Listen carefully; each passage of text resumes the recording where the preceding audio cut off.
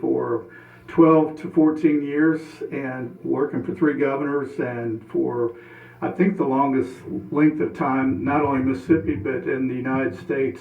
I would believe that. For I think I was in the top 3 or 4, which I never tracked while I was doing it. But you asked about my career. I served in tourism. I worked on former Governor Haley Barbour's campaign, and as we ran the campaign and as we traveled the states, and not only winning the election but then running the governor's inauguration, he asked me would I stay and not go back to Washington D.C. where I lived at the time, but to stay and serve his administration, and asked me, within means, he said, you can do whatever you'd like to do. And I said, let me get back to you. And I did some research, and I looked at tourism, that I had traveled the state, all 82 counties. I worked on the Reagan-Bush campaign and traveled many of the counties in the state then. And I worked for 3 former presidents, where I traveled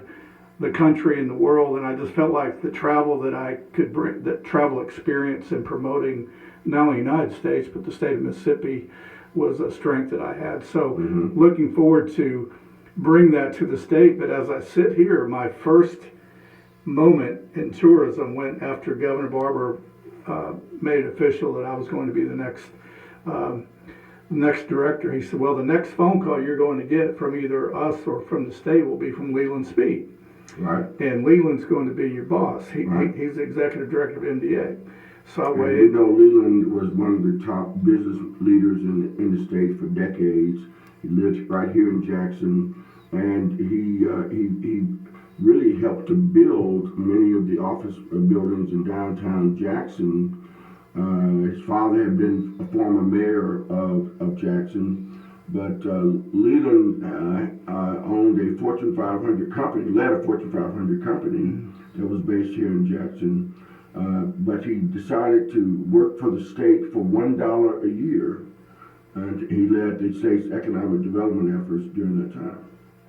That's correct. And Mr. Speed, I had never met him before. His legend surely rolled before him, and I'll fast forward here. But I finally got the phone call. He said, well, we haven't met before. He said, there's this really cool thing that's going on in the Delta, and there's a meeting at in Greenwood at the Alluvian Hotel, and I've got the state plane for the day, so why don't you meet me out the airport? We're going to go up to a Blues Commission meeting. And it was still, at that time, it was, I think, working off an executive order from former Governor Musgrove. Yeah. And so I went to the airport, and at that time the state had 3 planes, and there was a smaller Learjet, as I recall.